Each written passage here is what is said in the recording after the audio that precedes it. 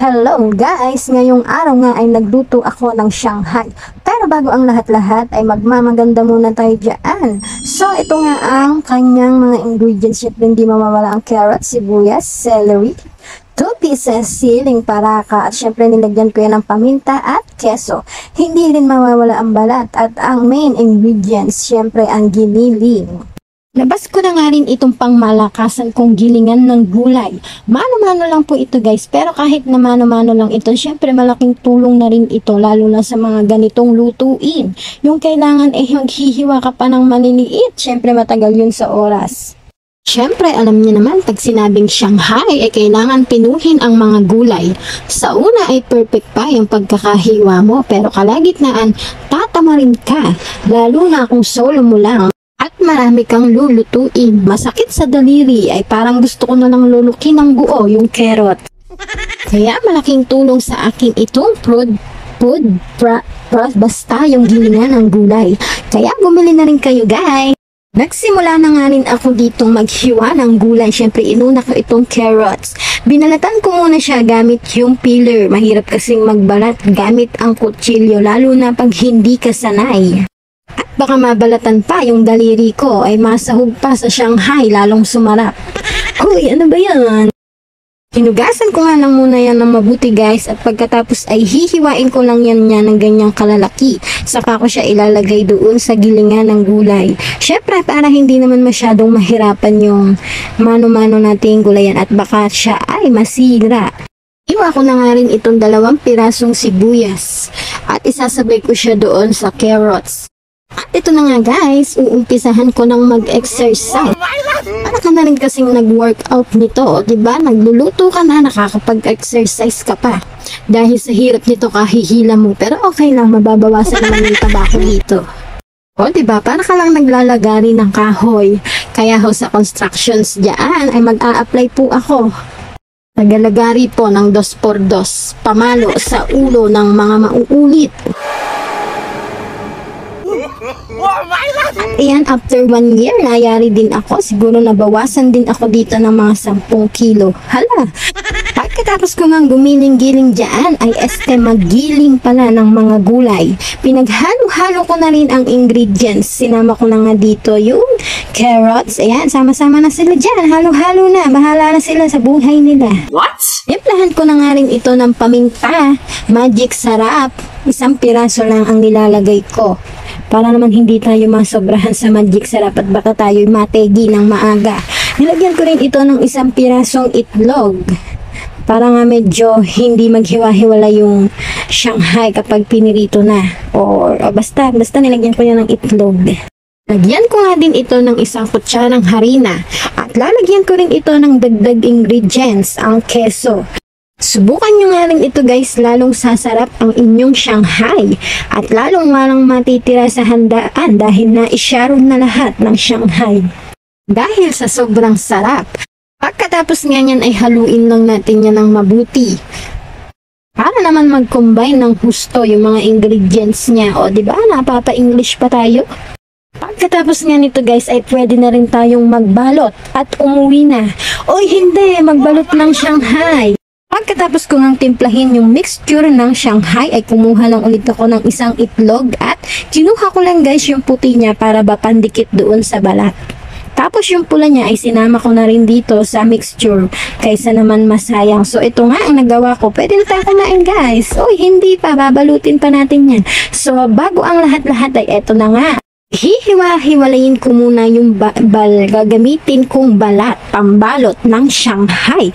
Ano ba yan talaga namang nakakabulol? At ayan, umaasuka-asuko pa nga challenge dyan. At talaga namang kinain na nga tayo ng sistema ng asuka. So, ayan, napakahirap nga nitong paghiwa-hiwalayin. Kaya dapat daw dito ay pinupukpok muna. Kailangan yung may konting gigil. Charis. Pero buti na nga lang at bago pa ang nabili kong balat sa palengke kaya medyo madali pa siyang paghiwa-hiwalayin. Pero yung totoo, pawis na ako dito. Hindi kasi ako nag-electric fan guys dahil nga bawal mahanginan yung balat at titigas. Pero hindi ko rin natiis yung init at baka ang utak ko ang mahanginan. At baka ako rin ay mahimatay o walang bubuhat. Charis! Paggawa nga ng Shanghai ay talaga namang napakatagal. Pero pag naluto na ay nako, napakabilis namang kainin at napakabilis ngang maubos lalo na sa mga handaan. Oh, aminin nyo, pag pupunta kayo ng handaan, Shanghai agad yung hinahanap nyo.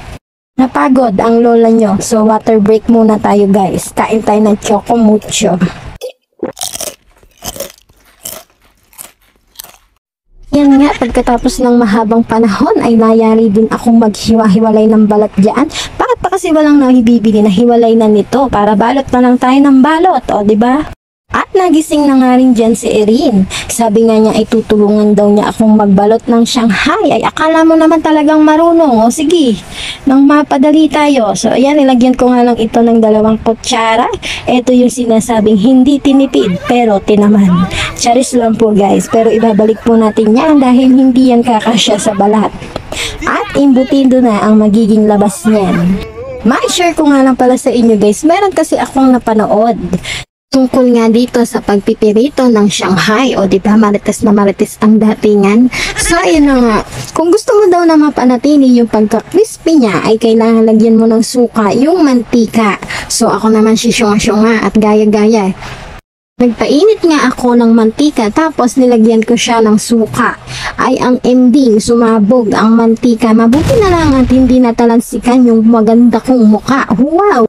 Hindi pala pwede yun guys, based on my experience lang naman ha. Sobrang kinabahan nga ako noon dahil ang akala ko sumabog yung gasol. Talagang napakalakas ng tunog niya. Kaya totoo rin yung kasabihan na hindi lahat ng napapanood mo ay totoo. Yun lang guys, share ko lang naman po. So ito na nga si Erin at naupo na rin siya dyan at tumutulong na nga rin siyang magbalot ng Shanghai. Kahit nga hindi siya marunong magbalot ay hinayaan ko na nga lang din siya dyan dahil gusto niya nga daw ma-experience kung paano maggawa ng Shanghai. Dahil isa kasi to sa mga favorite food niya. At para na rin matuto siyang magluto dahil siya ang magmamana ng bertud ko. Wow! Kala mo naman ay talagang napakasarap magluto. Sabi ko nga kay Erin ay ikalat-kalat niya muna bago niya i-roll yung balat. Namay ko na nga guys para mapadali kami, charis. Kami lang din naman ang kakain ito guys at syempre malinis naman po yung kamay ko. At ayan, sinimulan na nga ni Erin na balutin yung kanyang ginagawang Shanghai. Sabi ko nga lang ay dahan-dahan lang. At pagkatapos yung gilid ay tupiin niya para hindi lumabas doon yung laman ng Shanghai. At pagkatapos lagyan niya ng puti ng itlog para dumikit yung balat. So ayan nga ang nagawa ni Erin at siya po ay tuwang-tuwa. O diba talaga namang napakalaki nga ang ginawa niya, pang 1 buwan niya na yan, yung ulam.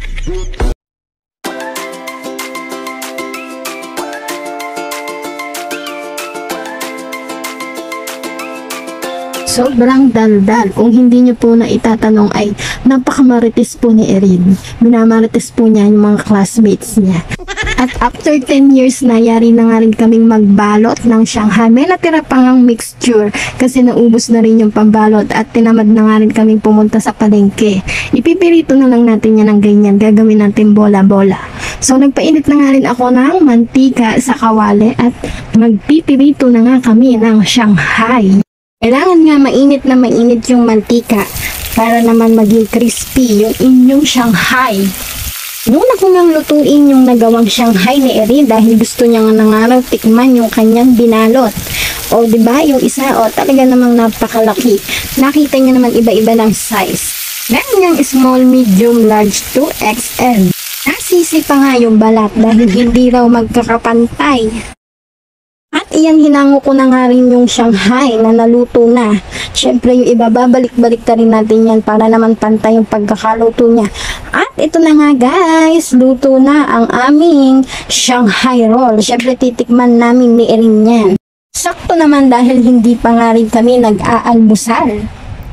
Kaya for sure mauubos namin tong mga higanteng Shanghai na ito, 'di ba? Kung nabibitin kayo sa mga handaan, ano pang hinihintay nyo? Gumawa na kayo ng sarili nyong Shanghai.